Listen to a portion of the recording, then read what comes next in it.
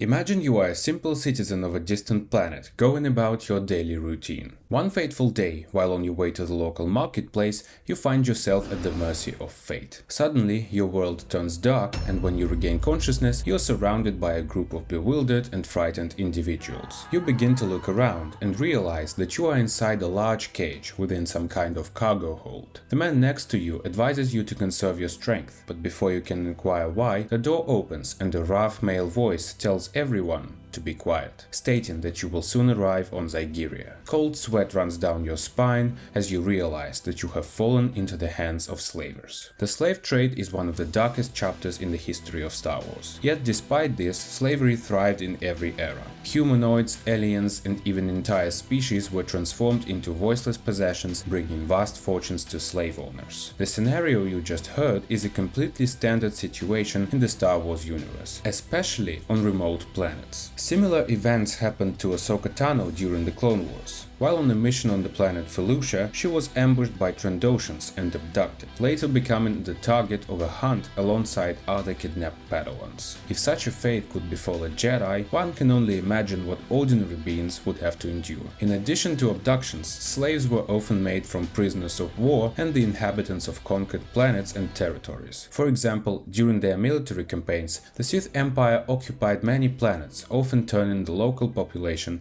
into their slaves. If they noticed that a slave was force sensitive, they sent them to the Sith Academy. It was the best option for a slave. Although the training was harsh and dangerous, the surviving slaves could become full-fledged Sith Lords instead of dying in mines. Additionally, as we have seen in Endor, criminals could also become enslaved and were usually worked to death without a chance for freedom. Life as a slave was a relentless struggle, with each day demanding physical exertion and unquestioning servitude. Slaves were assigned various occupations based on the whims of their masters. In the twisted pyramid of slavery, appearance often played a role in how slaves were treated by their owners. Males with good physiques or those who were not attractive enough were forced into hard labor, toiling in mines, factories, or construction sites. They endured grueling conditions, extracting valuable resources from the depths of inhospitable worlds. Beautiful slaves like Twi'leks, for example, often found themselves in a different situation. Their pleasant appearance made them desirable possessions, often used as personal attendants, dancers, prostitutes, or companions for wealthy and influential individuals. Their beauty granted them a somewhat better experience, shielded from the harshest forms of abuse, although their lives remained ensnared by servitude. When it came to control and management, slavers employed various methods, ensuring absolute obedience and discouraging any thoughts of rebellion. The most common way of controlling a slave's behavior was with shock collars. They were placed on the victim's neck and could be controlled from a short distance via a special remote. When a slave showed disrespect or disobedience, the owner could send a varying level of electricity. Shock collars were an easy and effective way to control slaves. Apart from collars, there were more earth-like ways to punish a victim.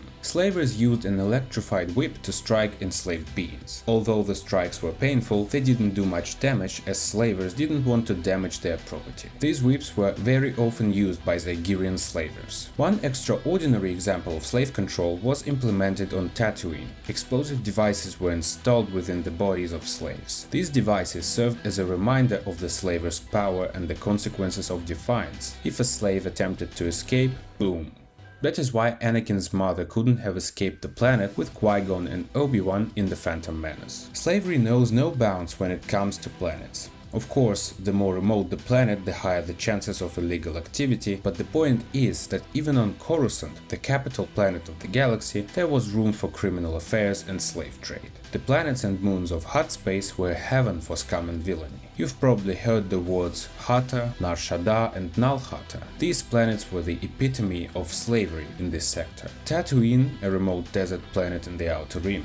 It was plagued by lawlessness and has long been a great place for slavers. Its treacherous environment and lack of strong governance created ground for criminal organizations to exploit vulnerable population. Slaves on Tatooine were often subjected to backbreaking labor. Anakin Skywalker and his mother experienced this firsthand. And the one we briefly mentioned at the beginning, Zygeria, an Outer Rim planet that was infamous for its entire slave empire. They enslaved many beings in the galaxy for centuries until the Old Republic made slavery illegal, as if it helped. While the Republic officially condemned slavery, its ability to enforce anti-slavery laws varied across different regions and planets. Some planets within the Republic, such as Tatooine, remain hotbeds of slave trading despite the Republic's existence. Overall, the Republic made efforts to combat slavery through legislation and diplomatic pressure, but their effectiveness was limited. The imperial policy on slavery was the opposite. And I'm talking about the variety of empires that have ever existed. The Galactic Empire under Emperor Palpatine's rule